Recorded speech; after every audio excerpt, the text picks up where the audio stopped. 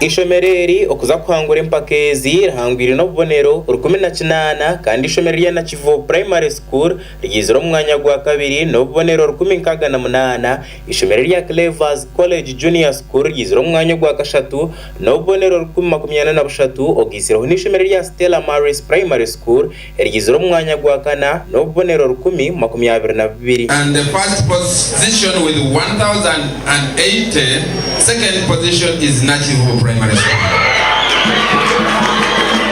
Empakezo mwaka ogu zirangirirwe Dr. James Isabiriye oryo muramuzi mukuru kandi oryo mushomesa ahitendekero erya Kyambogo University. And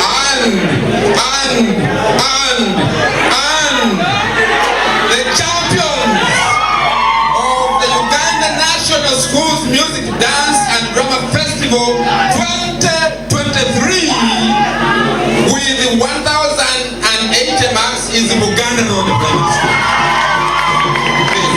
Omukoro ogu gushikirwaho Dr. Cleophas Mugenyi kandi orikamishana webyo bwegese ebyo rerengurwa hansi omu ministry yo bwegese hamwe n'ebyemizano kandi ogu ashabira abazire bona okurebeka ngunu bafaye munongo kwandikisa abana babo okubatunjira ndangamuntu obwari kugira ngo bwahati omuntu wena yabatine ndangamuntu narishishira kumugambaho naba nakora busha. I would like to take this opportunity for upon all the parents and the guardians to ensure that the children get birth registration certificate and the national identification number.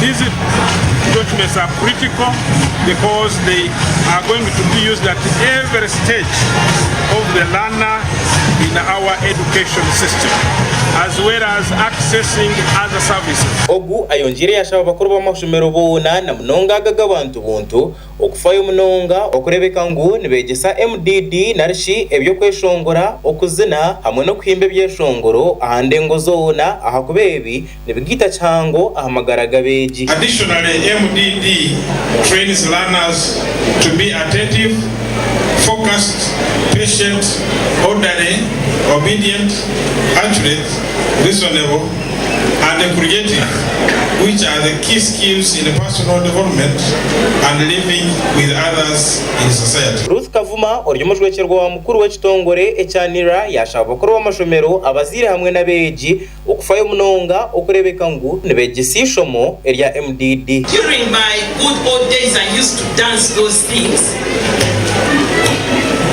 Of course from the school. From the high school. And we really used to enjoy ourselves.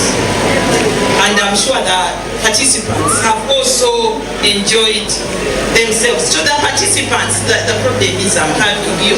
I like them better, but I have no alternative. But to the participants, to me, I think the most important thing is to participate. I can actually remember that I participated. Johnson kusima bingana ogunor kurebyo bwegese ahabwo rembo rwa Hoima City nashobora kugira ngo ubwahati umubaro gwabeji ababojo abarkweta bumbintu ebya music, dance and drama numuce munonga wabanogerageranisa nogo ogwabishiki. The diminishing in the participation on the side of the boys in as far as MDD is concerned. This is really a concern of everybody. MDD is becoming a girls category. Most of our boys are not here, and it is our prayer that the ministry acts in soup to ensure that we have an affirmative action for also the boys' children. John Chabona ogunor kuraka chiko aka National Association of Municipal and District Education Officers nashobora kugira ngo bwahati bonka barkwebembere byo bwegese omuza districts binoremezo bwingi cyahika kintu eco kurebeka ngu MDD bagiteka mu mukono gw'amani nukwatyo okushaba government okugira ngo ekabasa kubayamba. I want to thank the local governments for making sure that they have made it to the national level. They have put in resources, but I note with concern in some local governments the schools are left alone. They participate from the district to the region to the national level. When they are coming here, the district or the local government does not give a hand. Gasha kwa Gad asaba ahabwa Sky TV agenshonga.